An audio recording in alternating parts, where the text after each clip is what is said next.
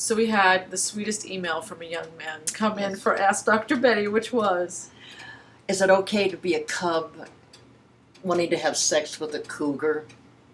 And you know, how adorable is that? Of course it's okay. I mean, I did it.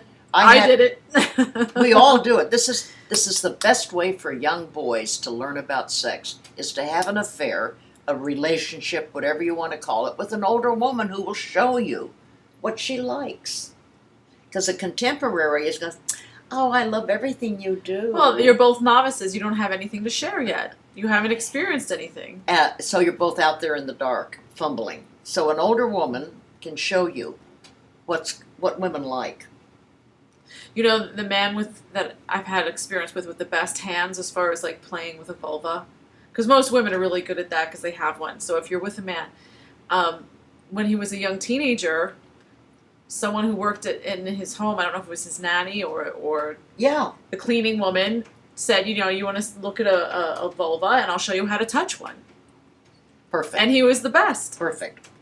My brother Bill, he ended up going and living with Millie for a while when he was in high school, and you know, my mother was cool. She said, I'm not worried about that. Well, you don't have to worry about them getting pregnant. Like, they know what they're doing with birth control. Yeah, it's an older woman. She knows what she's doing, hopefully. So I don't like the cougar label. It's too predatory. Yeah, if it's a man, they call him a silver fox. And the whole culture supports that. No one calls George Clooney a cougar. You know what I mean? So here's the thing.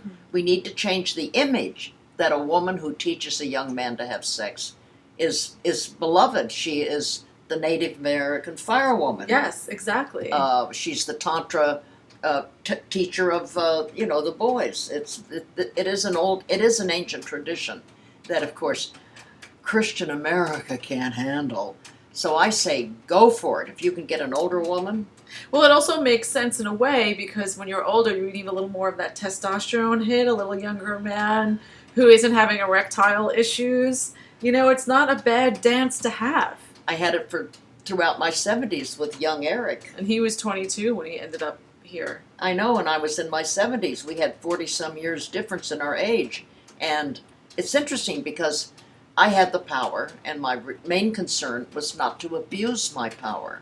Which is very different than I think how some men approach a May-December relationship. So what they do is they want to possess the young girl, and that is no. And some women do the same thing with the young man. And you can't, it's not fair. You have to be willing to let them go, because you're the older and they're younger, and now they want to go out and have fun with what they've learned. Sure, experience, try it out on other people. You can't expect someone to get married or have a long-term relationship in their teens and maintain that. No. You love them and let them go.